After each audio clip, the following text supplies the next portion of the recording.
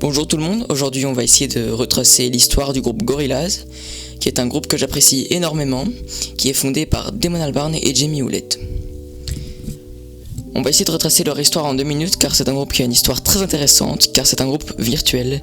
Tout commence à la fin des années 90, vers 1998, où deux personnes, Jamie Hewlett et Damon Albarn, se rencontrent. Damon Albarn, qui était déjà le fondateur du groupe Blur, qui avait fait un succès dans les années 90, décide de créer du coup un groupe avec Jamie Hewlett, un dessinateur de BD.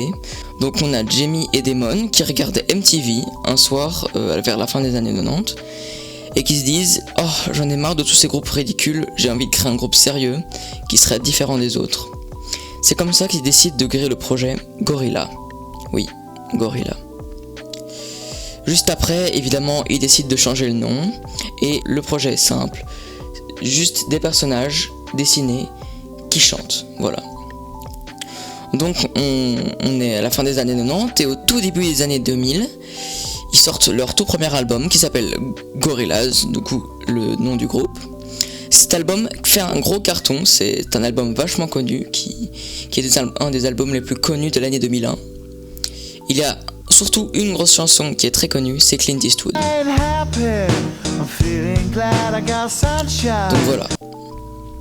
Donc Gorillaz, ils sont déjà à leur max, et puis voilà, ils sont toujours petit à petit anonymes car les vrais présentateurs, les créateurs du groupe, montrent pas vraiment leur visage, et ils préfèrent montrer du coup le virtuel du groupe quoi.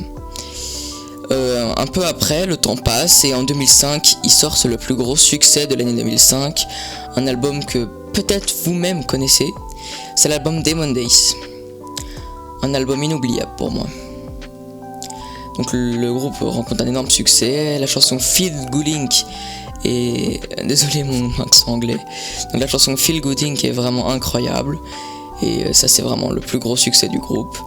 Après ça, ils commencent à sortir quelques autres albums, ils se séparent même à un moment entre 2010 et 2017. En 2010, ils sortent l'album Plastic Beach qui fait un gros carton.